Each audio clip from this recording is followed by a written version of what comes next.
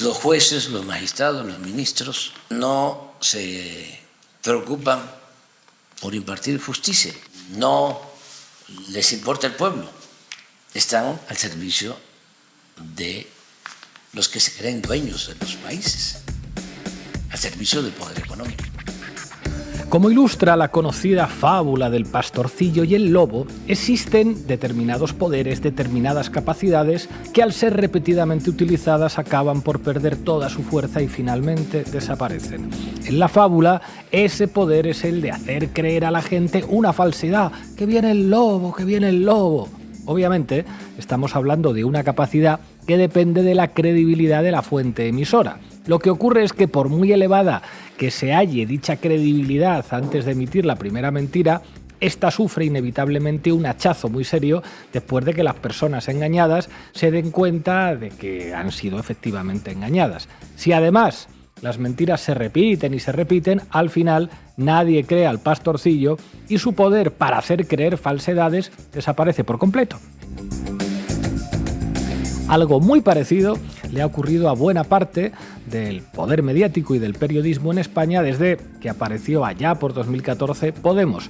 Las grandes televisiones, radios y periódicos de difusión masiva contaban entonces con un cierto capital de credibilidad. Es verdad que esta credibilidad no era absoluta, pero sí la suficiente como para que millones de españoles estuvieran convencidos de que lo que recibían a través de esos canales era algo parecido a información. En esa época, además, y más allá de algunos casos muy claros, muchos de los principales cañones mediáticos no tenían aparentemente una afiliación política conocida, es decir, además de creíbles, había mucha gente que pensaba que eran medios políticamente imparciales. Todo esto les confería el poder de emitir falsedades y difamaciones sobre determinados actores políticos y que esa emisión hiciera mucho daño al ser considerada como información por buena parte del electorado. Sin embargo, estamos de nuevo ante un poder que, cuanto más se utiliza, más se desgasta. Así, después de más de una década de intoxicar y manipular contra la izquierda transformadora, la credibilidad y la imparcialidad de los principales cañones mediáticos ha quedado seriamente dañada, que se lo digan a Ferreras, y ya hay muy poca gente que piense que lo que recibe por ahí es simplemente información. Bueno, este mismo proceso de degradación ha tardado un poquito más en llegar, pero finalmente ha llegado también a los jueces. Hace una década, aunque se conocían algunos casos de jueces corruptos, existía una impresión general de que cuando un juez o un juzgado dictaba una sentencia, lo que en ella se afirmaba era de algún modo la verdad. El razonamiento completo y naif era más o menos el que sigue. En nuestro ordenamiento jurídico existen algunos comportamientos que están tipificados como ilegales. Lo que hace la justicia es analizar de forma objetiva las pruebas materiales que consigue recabar en la instrucción para decidir si la persona o personas juzgadas han incurrido en dichos comportamientos. Si la sentencia es condenatoria, podemos estar seguros de que hay suficientes pruebas objetivas que demuestran que la persona o personas juzgadas han hecho lo que en nuestro ordenamiento jurídico está prohibido, es decir, que son delincuentes. El sector más alfabetizado de la población y los juristas en general sabían perfectamente que esto no es exactamente así, pero existía un convencimiento general de que las desviaciones de ese funcionamiento ideal eran pocas. De este modo, y como consecuencia de todo ello, hace una década cualquier juez tenía un poder muy importante: el poder de colocar la etiqueta de delincuente a una persona o personas y que esa calificación fuera creída por buena parte de la población. De hecho, este poder era tan grande que incluso al iniciar una investigación, sin ni siquiera llegar nunca a condenar, el juez ya era capaz de trasladar a la mayor parte de la gente de nuestro país que existía una posibilidad cierta de que esa persona o personas que estaban siendo investigados pudieran ser delincuentes. Del mismo modo que no existía la opinión generalizada de que los jueces acostumbrasen a dictar sentencias falsas. El común de los mortales tampoco pensaba que se dedicasen a abrir investigaciones sin pruebas, a llamar a testigos sin motivos, a prolongar instrucciones por razones espurias o en general a llevar a cabo cualquier acción que no estuviera motivada por la honestidad, la profesionalidad y la aplicación objetiva del derecho. Si un juez abría una investigación, la mayor parte de la gente pensaba que podía haber algo detrás. Si llamaba a un testigo, algo habría visto esa persona. Si prolongaba una instrucción, eso seguramente es que había encontrado un montón de pruebas. Si cruzaba la línea de imputar a alguien, entonces era prácticamente seguro que esa persona algo habría hecho. Ese convencimiento general, esa confianza amplia en el buen funcionamiento de la justicia proporcionaba, como es evidente, un poder político enorme a cualquier magistrado que decidiera utilizarlo. El poder de destruir la reputación de cualquiera y matarlo civilmente. De hecho, incluso cuando el poder mediático ya había perdido buena parte de su credibilidad, todavía se podía permitir utilizar las decisiones de determinados jueces para difamar de forma más eficaz a las personas perseguidas. Aunque lo que dijeran determinados periodistas ya no tenía ninguna credibilidad, lo que decía un juez sí que tenía credibilidad, sí que servía a los medios para seguir disparando. Sin embargo, amigos, amigas, amigues, estamos muy cerca de un cambio de época también en este ámbito.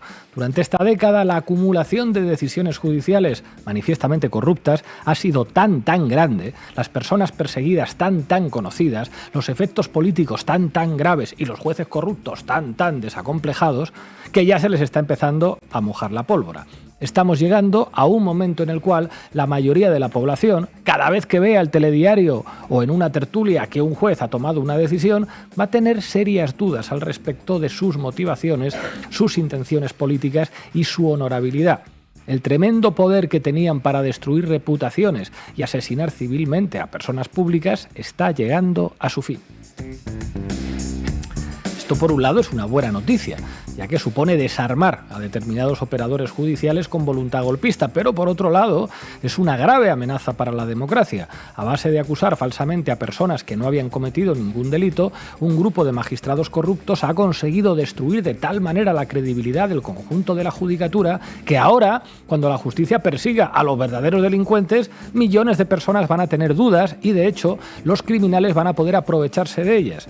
Esto es lo que está haciendo Donald Trump al otro lado del Atlántico. Si se quiere, y volviendo a la fábula, una vez que ya nadie se crea el pastorcillo, cuya función constitucional era avisar al pueblo de un grave peligro, si viene un lobo de verdad, pues todos muertos. Las juezas y los jueces honestos, que seguramente son la mayoría, pueden lamentar el desprestigio generalizado de su profesión y temer por el sostenimiento del sistema democrático toda vez que la población ha dejado de confiar en la justicia. El lamento es entendible y la preocupación justificada, pero no podemos olvidar que el conjunto de la carrera judicial tiene una enorme responsabilidad en esta deriva.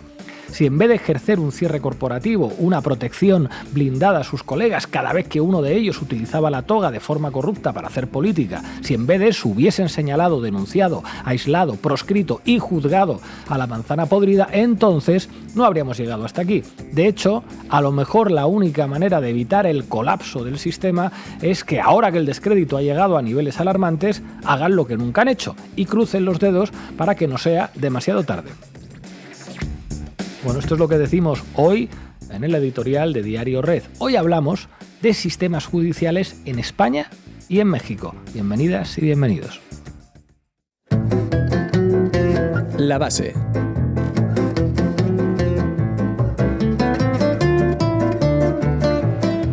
Hoy, una vez más, en La Base pasamos descalzos por las brasas, como en San Pedro Manrique, y hablamos de la judicatura, no solo de la judicatura en España, también de la judicatura en México, porque ya saben que siempre nos vemos escasos de enemigos. Pau Aragón, ¿qué nos tienes preparado?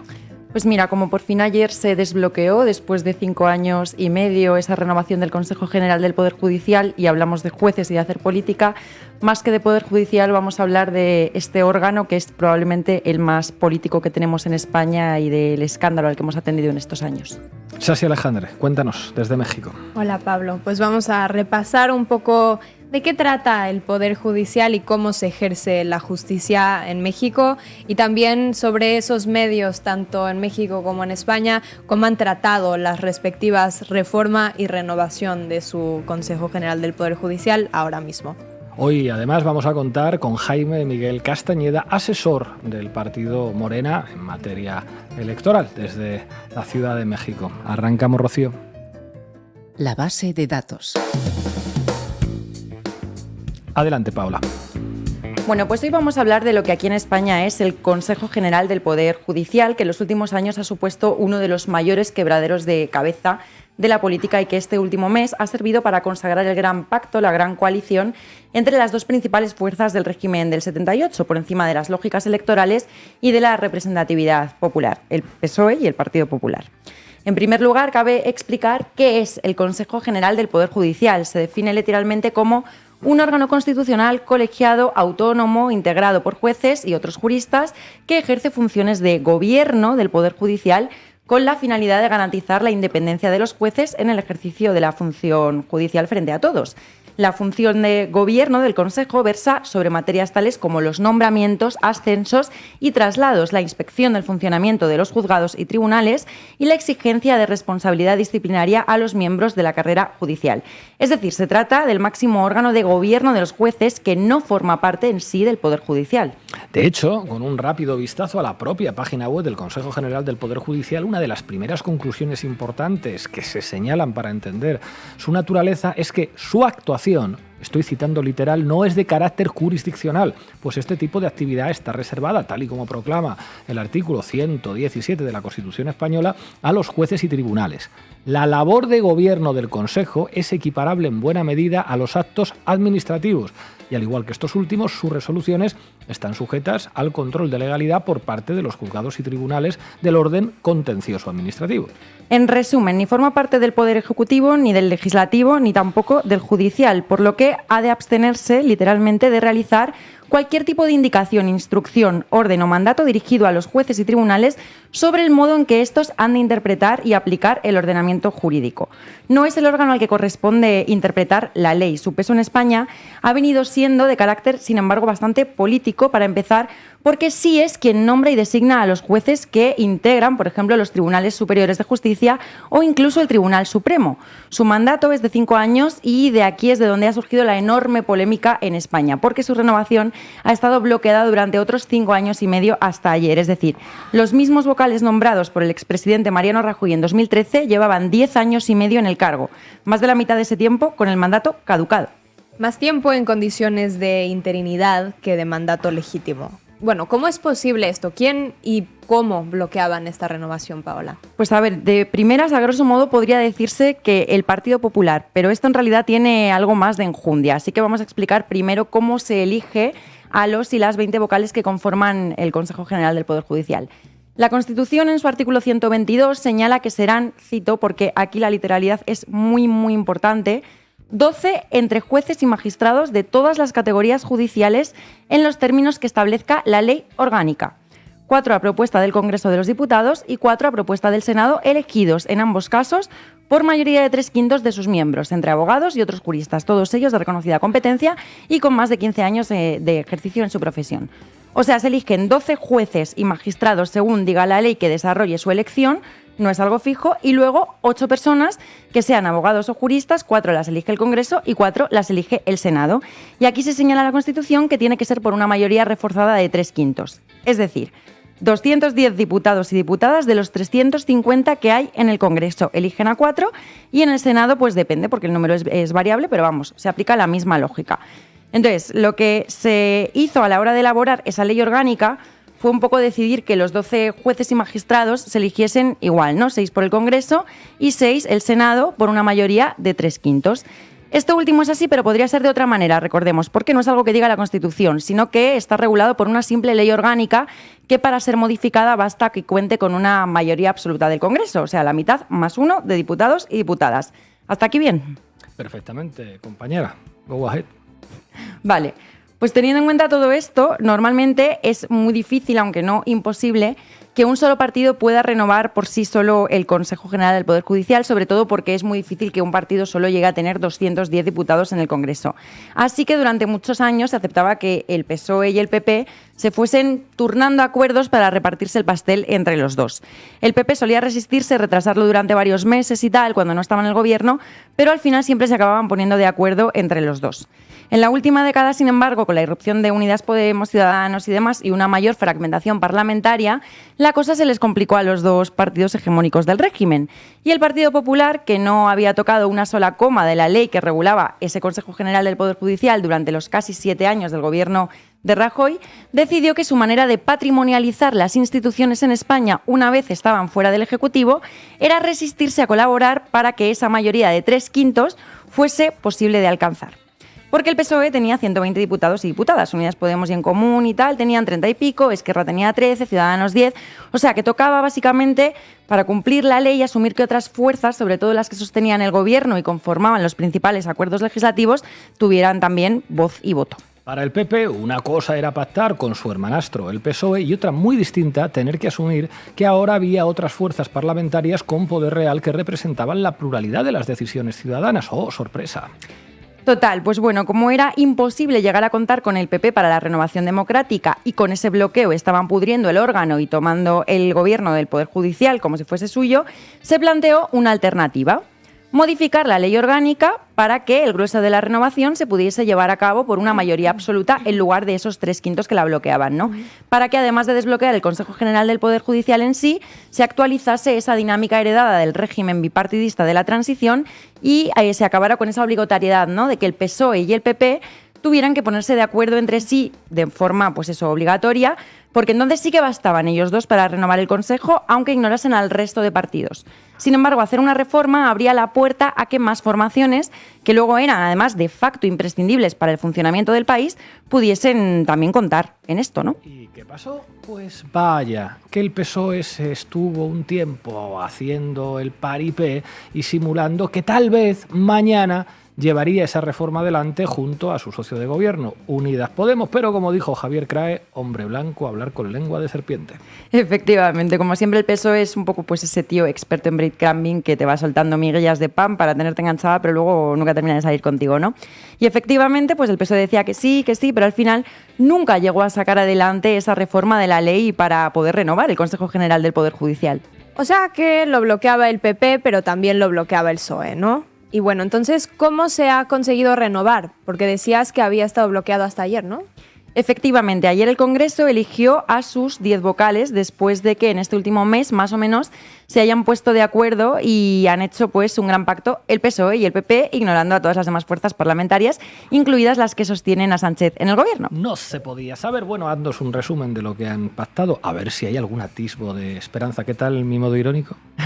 Pues la verdad es que no parece que mucha, porque a ver, lo primero para contextualizar el pacto, pues es decir que es chocante que el PSOE prefiera pactar con el PP esa reforma del Consejo General del Poder Judicial antes que con su arco de apoyos parlamentarios en pleno escándalo de Lofer contra Begoña Gómez, la esposa de Pedro Sánchez, que está siendo alimentado y refrendado precisamente por el Partido Popular.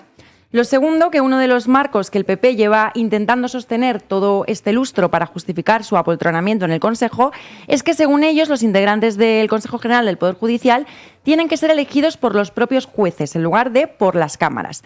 Y hacían para eso incluso una lectura capciosa de ese artículo 122 de la Constitución que citaba al inicio, diciendo que cuando decía aquí que elegirían 12 entre jueces y magistrados, se refiere a que 12 los tienen que elegir los jueces y magistrados, cuando no es así para nada.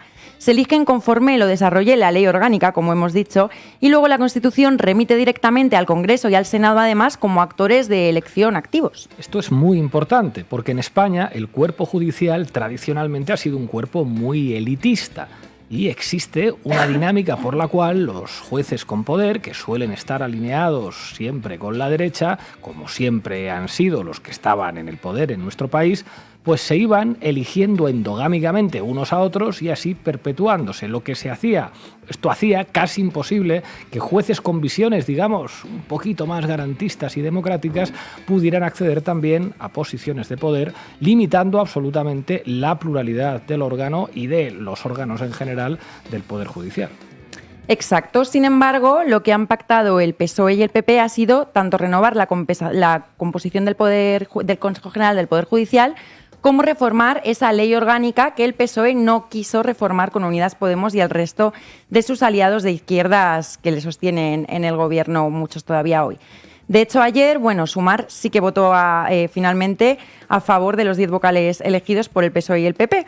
Pero, por ejemplo, Esquerra, Bildu y el BNG llegaron a ausentarse del Pleno porque rechazaban totalmente que el PSOE hubiese decidido mantenerlos completamente al margen de la negociación, como si no contasen para nada.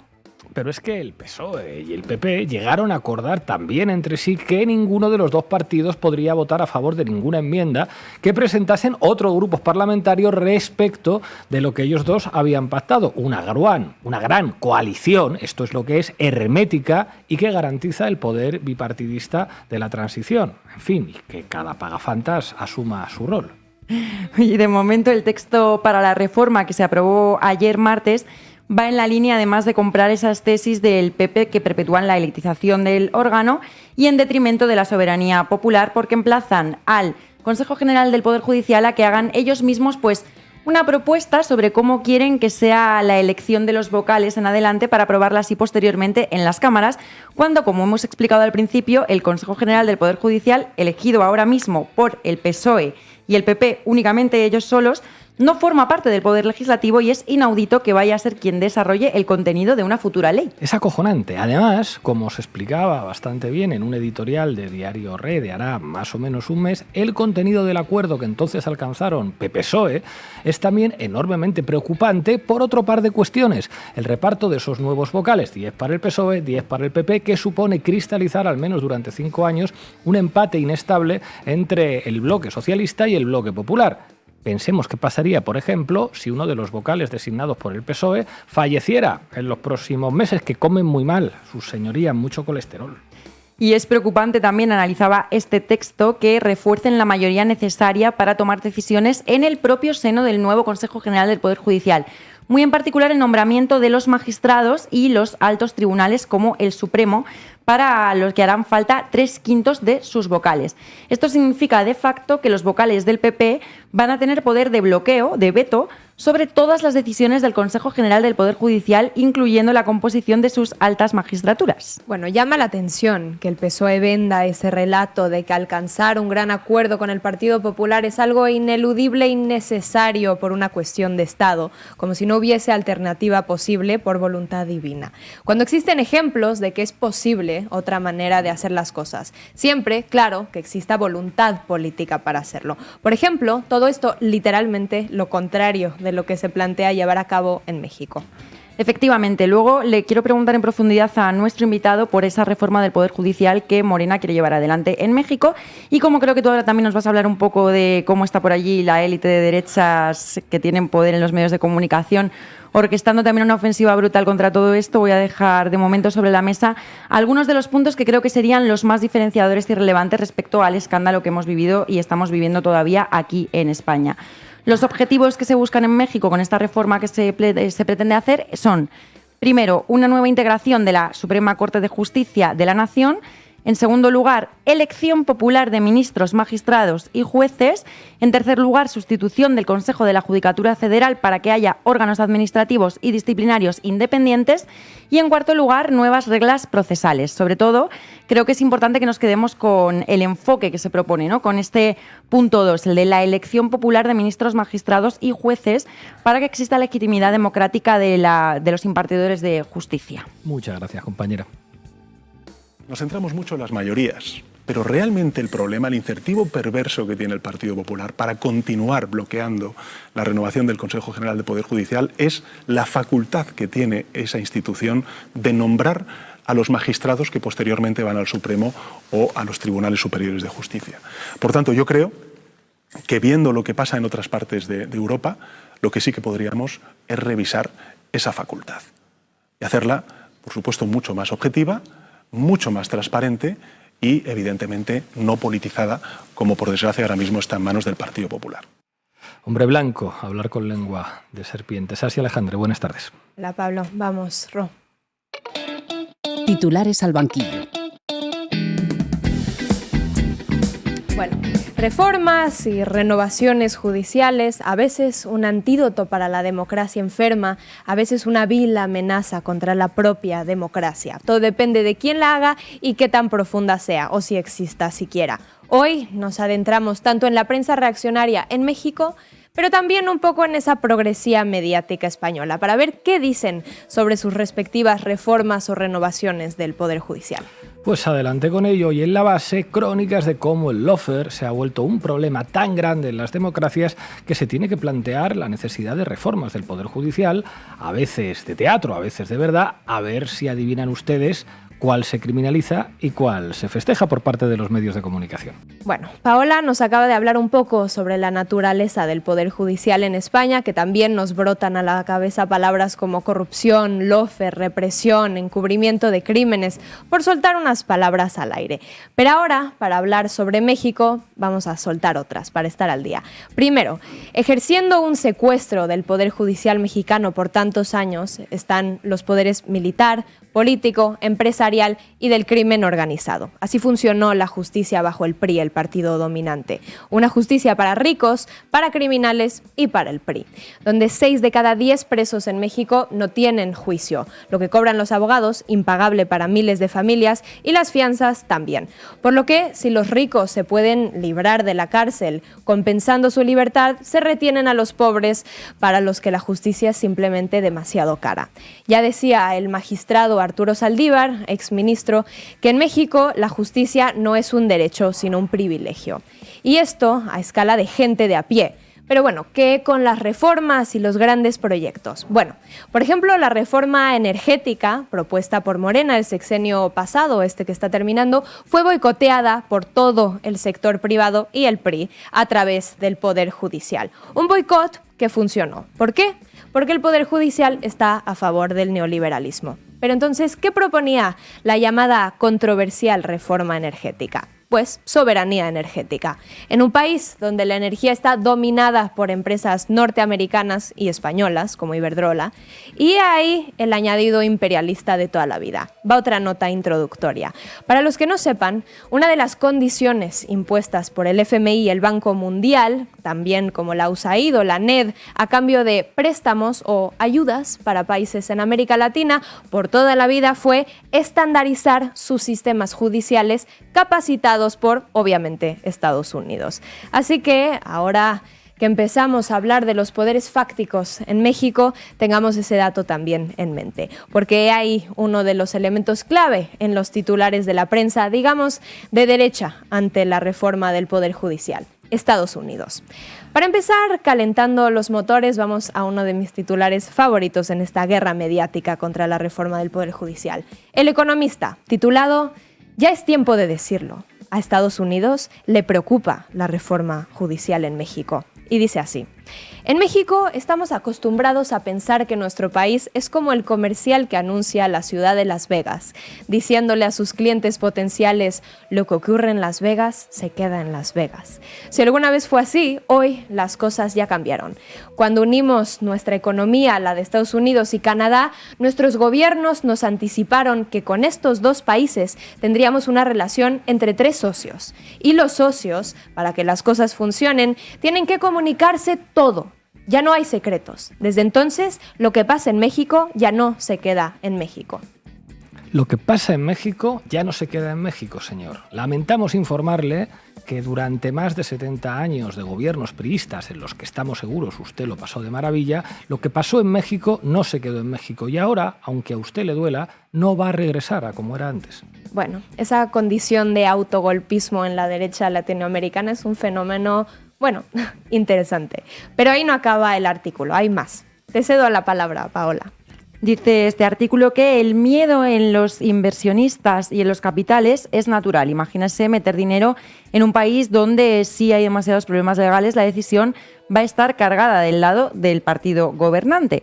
Cuando los estadounidenses han invertido enormes cantidades de capital en fábricas, armadoras y negocios de exportación e importación, todo lo que se salga del ordinario les va a preocupar. No les va a asustar, pero les va a causar comezón. Todo lo que se salga del ordinario les va a preocupar. Imagínese usted meter dinero en un país que, si hay problemas legales, la decisión esté cargada del partido dominante. Regresemos un segundo a este ordinario del que habla el ilustre Armando Guzmán en El Economista. Y no hay que irnos ni siquiera tan lejos. Hablando del partido dominante del que habla, se refiere a Morena, pero esto está muy lejos de la realidad y lo sabe. Ese partido es el PRI.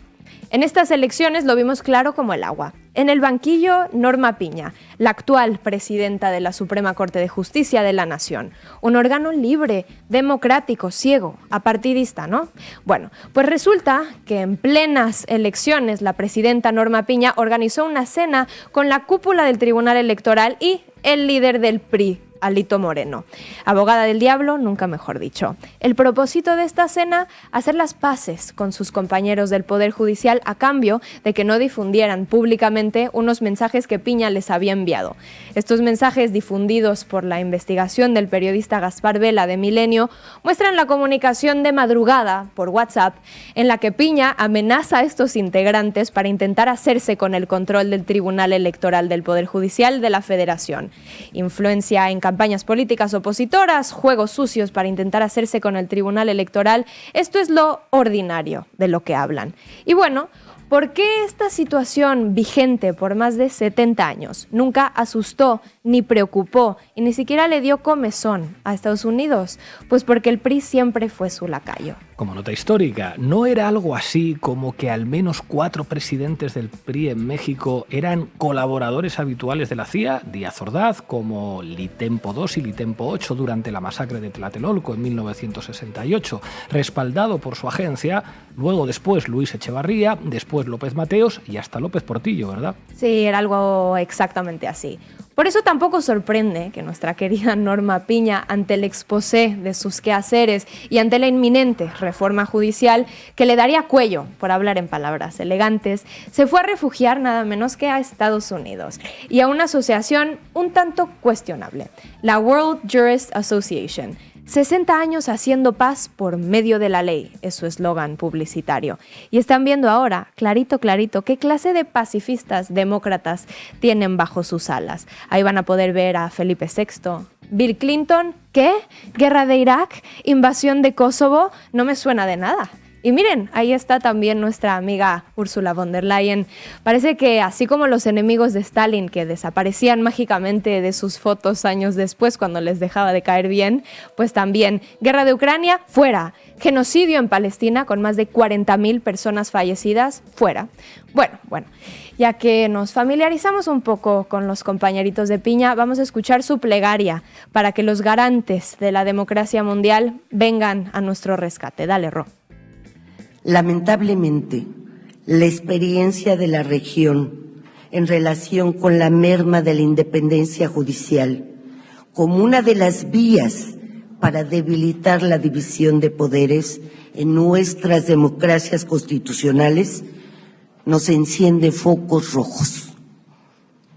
La historia se repite y con ello la idea de que los tribunales constitucionales se reduzcan a replicar la voluntad de los gobernantes bajo las reglas únicamente de las mayorías. Enfrentamos el riesgo de perder todo lo ganado por la humanidad desde la Segunda Guerra Mundial. La historia no miente. El discurso de odio, los argumentos sin razón, las constantes críticas, la adjetivización y descalificación del quehacer de los jueces y jueces nunca han sido buenos consejeros. De esta dimensión es el reto que enfrentamos las sociedades contemporáneas. Enfrentamos el riesgo de perder todo lo ganado por la humanidad desde la Segunda Guerra Mundial. Porque ya saben, para convencer a un gringo, habla de lo ganado por las guerras y se van a entender muy bien. En fin, discurso de odio y argumentos sin razón, dice Piña. Intentar un golpe de Estado en el Tribunal Electoral, reuniones secretas con la oposición en víspera electoral como presidenta de la Suprema Corte de la Nación, fuera. Discursos de odio, eso es odio puro. Pero antes de que me digan que eso del imperialismo es tema de la vieja izquierda, que pasemos a otra cosa, ya hablaba Pablo de los agentes de la CIA, veamos cómo algo por el estilo también pasa en los medios. Vamos a escuchar una de las grandes voces de México, intelectual, profesora y en un medio muy serio, muy respetable además. Vamos a ver a Denise Dresser en Latinos. El honor es tuyo, dale, Ro. López Obrador lleva años tratando de lograr que su legado sea irreversible y percibe al Poder Judicial como el último obstáculo para ello. Al convertir la elección presidencial en un referéndum sobre popularidad y continuidad vía Claudia Sheinbaum, ya se adueñó del Poder Ejecutivo. Al obtener supermayoría en la Cámara de Diputados y está a 4 votos de comprarla en el Senado, ya se apropió del Poder Legislativo. Al reemplazar cientos de actividades civiles y colocarlas en manos de las Fuerzas Armadas, ya capturó al aparato del Estado. Y la estrategia para adueñarse del Poder Judicial será la misma usada para acabar con el aeropuerto de Texcoco, cancelar el Seguro Popular, desmantelar las estancias infantiles y eliminar la Policía Federal. Clamar corrupción y justificar la destrucción.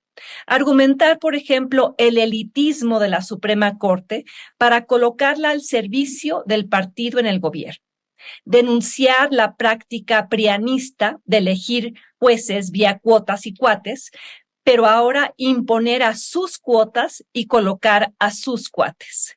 El López Obradorismo está cambiando las reglas del juego para que su partido controle todo para siempre. Damas y caballeros, la autora de la célebre frase «Me entristece saber que la mayor parte de mis compatriotas se volvieron a colocar las cadenas que les quitamos», hablando del triunfo de Claudia Sheinbaum. Vemos que no lo ha superado. Denise, desde Canal Red te mandamos un afectuoso abrazo. Bueno, pero ya que estamos en el tema, y solo por eso de que la cabra tira al monte, les prometí un último inciso en el tema de Estados Unidos, y juro que pasó a otra cosa. Según un cable de Wikileaks, en el año 2006, poco antes del fraude de Felipe Calderón, en unas elecciones legítimamente ganadas por Andrés Manuel López Obrador, Denise Dresser tuvo una reunión a puertas cerradas en la embajada estadounidense, perfilándola como cuadro de la misión diplomática de Estados Unidos en México. Luego se enoja cuando lo decimos, pero habría que recordárselo. Igual eran tan secretas las reuniones que ni ella se acordaba. Pero bueno, hay más tela. Este canal, Latinos, el foco de la oposición mexicana, está constituido nada menos que en Delaware. Si no lo saben, es el único paraíso fiscal dentro de Estados Unidos. Y no es todo. Una investigación de la Unidad de Inteligencia Financiera además indagó sobre enriquecimiento ilícito vinculado con el medio. Eso, bueno, palabras elegantes para decir lavado de dinero. ¿Y financiación de dónde? Del político priista Roberto Madrazo. Bueno, ya que nos adentramos al panorama mediático, regresemos a la reforma judicial. ¿Qué más dice Latino sobre ella? Expresidentes de la región condenan la reforma judicial que impulsan López Obrador y Sheinbaum por conducir a un derecho penal del enemigo. La vieja confiable de expertos dicen, intelectuales alertan, expresidentes condenan. No confíes en nosotros, confía en los expresidentes, que algo sabrán de eso de poderes fácticos corruptos. En fin, también interesante como en el titular dice expresidentes de la región, cuando recién en la primera línea del artículo dice España y Latinoamérica. Bueno, escondamos el golpismo, hagámoslo menos burdo, a ver si nadie se da cuenta. ¿Y quiénes son esos expresidentes ilustres?, se preguntarán ustedes. Pues entre otros, José María Aznar y Mariano Rajoy, quienes, según la nota, clamaron: esta es una reforma que sigue lo mismo experimentado bajo las dictaduras y autoritarismos selectivos emergentes en América Latina. ¿Dictaduras emergentes? Claro que no se refiere a Dina Boluarte en Perú, llegada de un golpe de Estado y una masacre violenta, ni tampoco a Daniel Noboa, que ejerce asaltos a embajadas, como la de México. Se refiere a Andrés Manuel López Obrador y a Claudia Sheinbaum, misma que ganó las elecciones con 36 millones de votos, más que cualquier presidente electo en la historia del país. 36 millones de votos que no solo votaron a Claudia y a la Cuarta Transformación, sino también al llamado Plan C, que incluía explícitamente la reforma judicial. Algo que hay que recordar, Morena no se inventó esta reforma a dedo. El pueblo de México se la exigió. porque una transformación donde la justicia está secuestrada por los millonarios, como Salinas Pliego, por el crimen organizado y por el PRI, no es justicia. Una justicia para ricos, una justicia neoliberal, no es justicia. Y el pueblo supo eso. El lawfare en México, como también se podría decir en España, no solo se permitía bajo el Poder Judicial, sino que era parte intrínseca del sistema. Y ustedes se preguntarán, con tanta podredumbre en el Poder Judicial por 70 años, ¿qué hacían los medios? Bueno, pues no solo darle juego al lawfare, como es obvio, sino también proteger a los jueces y magistrados que cometían cualquier crimen. Cuando salió un escándalo, pues nunca se veían los nombres de los jueces que cometían esos crímenes, sino algo así como el juez sexto, quinto, tercero de lo penal en tal lugar hizo tal. Y por eso esta reforma pone en jaque ese poder mediático y por eso están tan aterrados. Bueno, Sasi, pero danos unos cuantos titulares de estos posicionamientos mediáticos. Bueno, vamos a ver uno. Empezando por El País. Plan C. ¿Qué significa la reforma judicial para tus derechos? Porque nunca van a decir la reforma del Poder Judicial amenaza nuestros derechos a la corrupción mediática. Van a decir tus derechos. Y formulado en una pregunta inocente. ¿Qué significa? ¿Qué significa para tus derechos? Vamos con otro. El Financiero. La peligrosa reforma al Poder Judicial. Un ataque a la división de poderes y a la independencia judicial. Y repetido por nada menos que la Facultad de Derecho de la Universidad de Stanford. Una amenaza a la independencia judicial. Y hablando del punto número 2 de la reforma, el más controversial, como dijo Paola, la elección de jueces y juezas por voto popular, el Stanford Law School dice: estas propuestas son contrarias a las obligaciones internacionales que México ha contraído conforme a los instrumentos internacionales en materia de derechos humanos.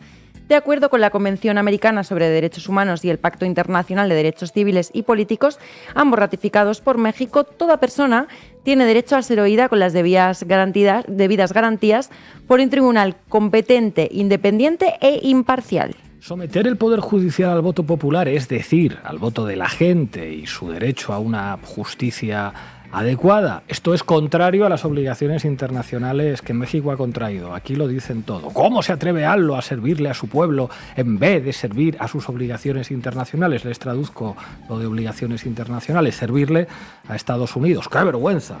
Bueno, nos quitaron las cadenas y 36 millones de mexicanos nos las volvimos a poner. La historia no nos absolverá. En fin, esto es el tratamiento mediático a una reforma judicial real y que incluso, yo diría, podría ser mucho más radical. Violación a tus derechos, peligrosa, contraria a las obligaciones internacionales, preocupante para Estados Unidos y para Aznar. Ahora, si les parece, y ya que estamos en contexto, echémosle un ojo rápido a la cobertura mediática de la renovación del Consejo General del Poder Judicial en España, a ver si es igual de peligrosa. Vamos con ello. ¿Se acuerdan de la táctica expertos dicen, mandatarios alertan, etc., etc.? Bueno, pues en este caso se usa, pero no para alertar, sino para todo lo contrario. Vamos a ver uno. El País. La Comisión Europea destaca el progreso significativo de España con la renovación del Poder Judicial. Y bueno, ahora vamos con otro de esa progresiva mediática. El diario.es también.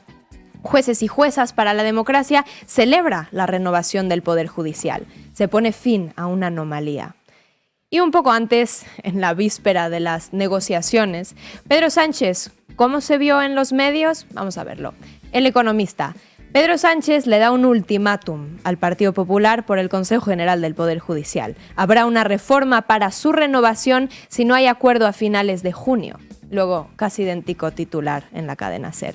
Sánchez da un ultimátum al PP para renovar el Consejo General del Poder Judicial. Si en junio no se desbloquea el gobierno presentará una reforma para quitar competencias. Pedro Sánchez, un héroe con la batuta de la democracia a punto de ultimátums. La realidad es que cuando algo es verdaderamente un hito democrático, los poderes mediáticos lo atacan, mientras que si algo lo festejan los medios, la mayoría de las veces es porque no es un cambio real. En fin, gracias así.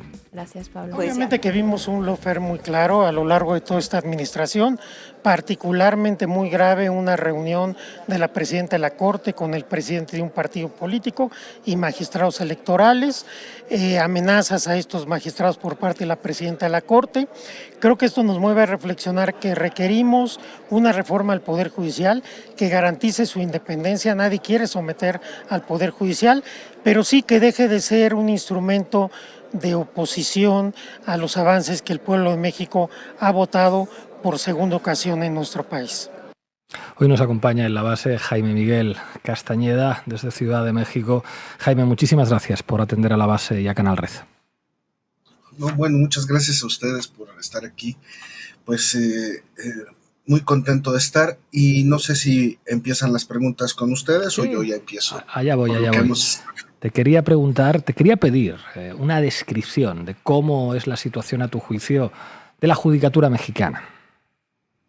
Bueno, yo creo que una de las razones por la que estoy aquí es justamente por lo que ha hecho en los últimos 3 años.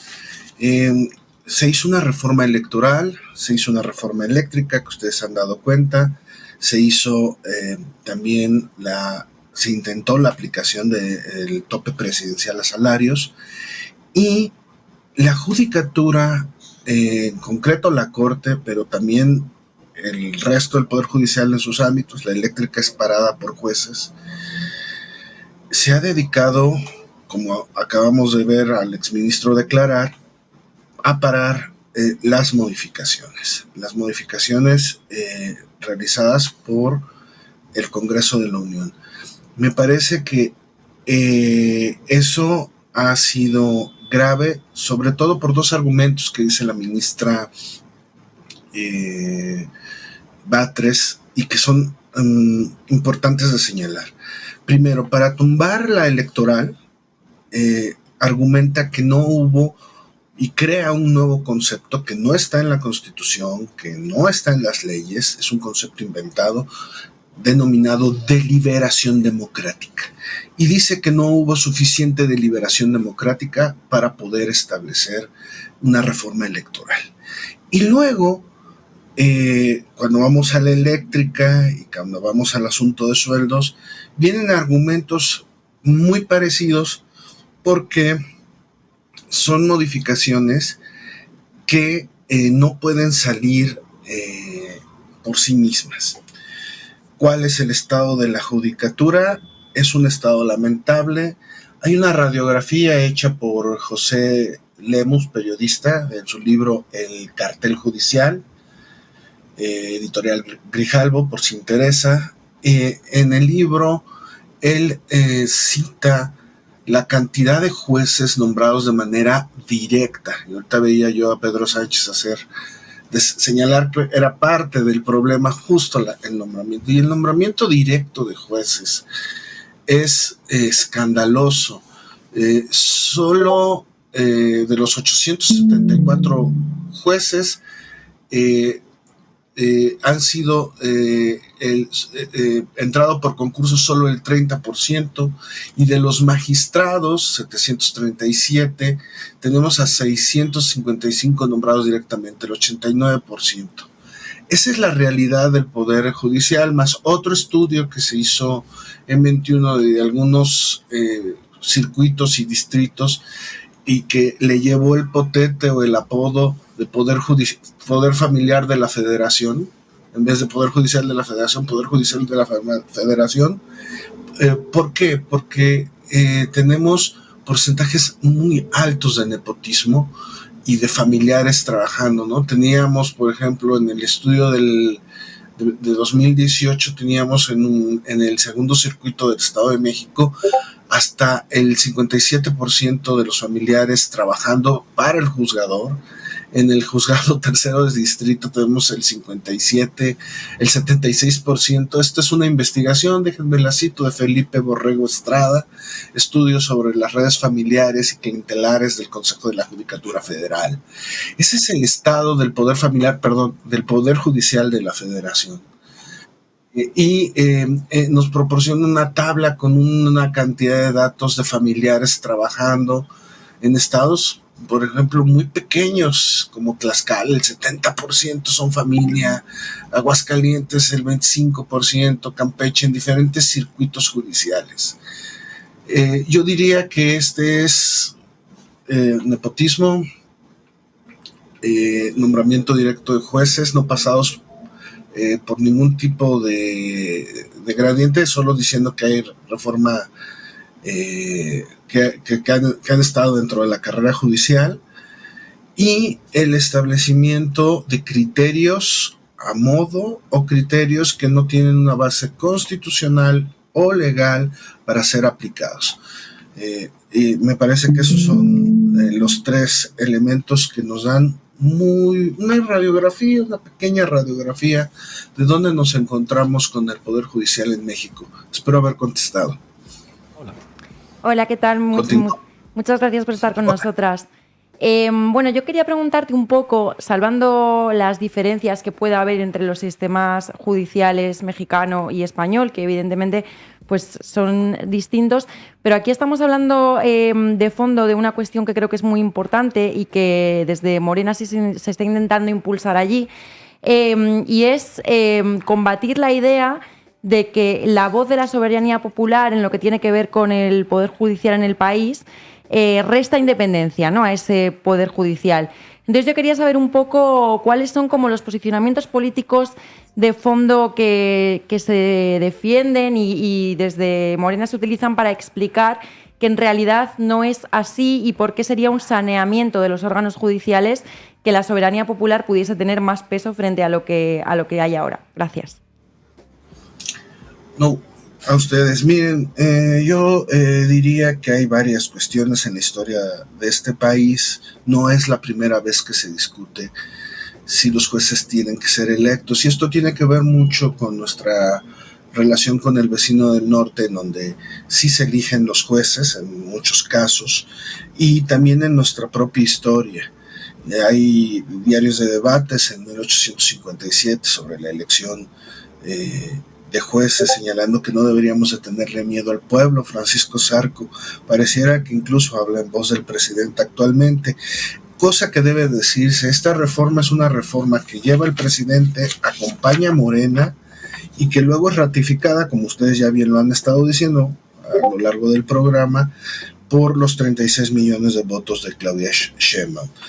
Vamos al asunto de la soberanía. Sí, el núcleo de esta, yo diría, reforma mínima, porque luego tendrá que venir, y eso también lo ha dicho la ministra Batres, una reforma aún más amplia en términos procedimentales. El núcleo de la reforma mínima, de la reforma constitucional mínima, es la elección de jueces, como he estado señalando, que no es la primera vez que se discute y no es la primera vez que se dice, en este país ya ha ocurrido, y la idea es que todo el aparato judicial pase a elección, desde del Tribunal Electoral del Poder Judicial de la Federación, la Suprema Corte, que en este país también hace las veces de Tribunal Constitucional, y el Consejo de la Judicatura se convierte en un tribunal de disciplina, y luego nos vamos a todos los circuitos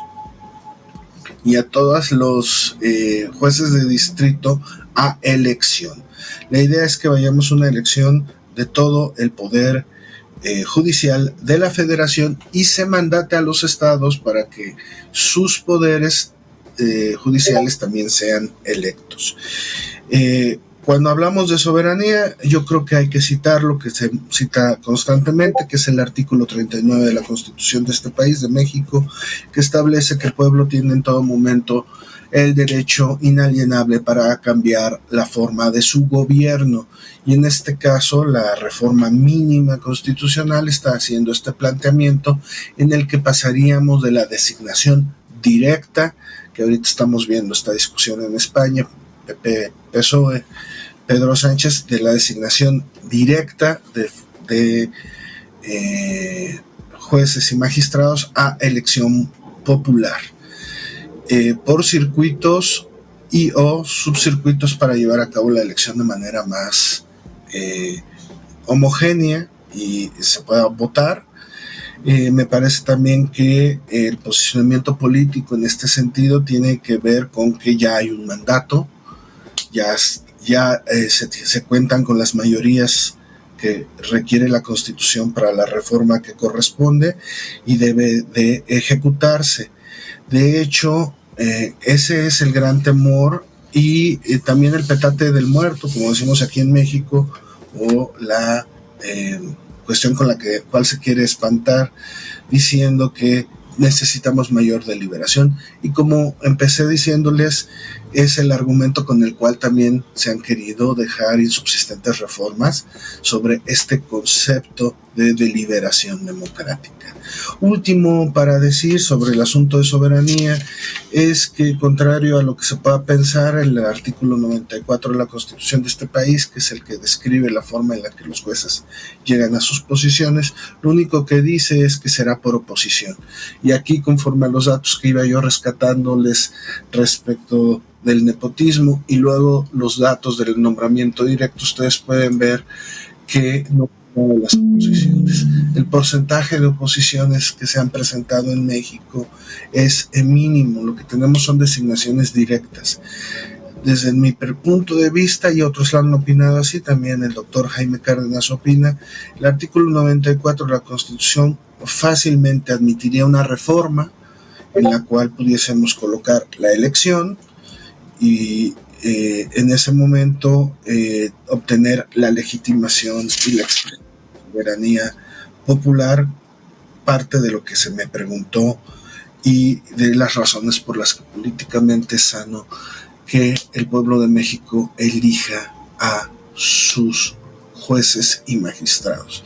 Desde mi punto de vista, existe un aparato de expertos y de carrera judicial que da soporte a los jueces y magistrados y por lo tanto los requisitos mínimos constitucionales son suficientes para poderlos elegir y tendríamos un poder judicial mucho más consciente, especialmente con lo que está sintiendo el pueblo de México en estos momentos. Decía la ministra Batres que estamos ante un poder judicial racista, misógino, clasista, y que humilla a sus ciudadanos al juzgarlos de manera indiferente. Y creo que es importante que esto sea revertido de la manera en la que se está planteando. Me parece que esa sería la parte del posicionamiento político que tendríamos que reflexionar. Espero haber contestado. Jaime Miguel Castañeda, muchísimas gracias por atender a La Base. Hasta pronto. Hasta pronto, Pablo. Gracias. Llegamos al final del programa. Os vamos a dejar con los Inti Limani cantando Nuestro México Febrero 23, una canción que habla de justicia. Toda la gente en Chihuahua y Ciudad Juárez, muy asustada y asombrada, se quedó de ver a tanto gringo y carrancista que Pancho Villa en los postes les colgó. Hasta mañana.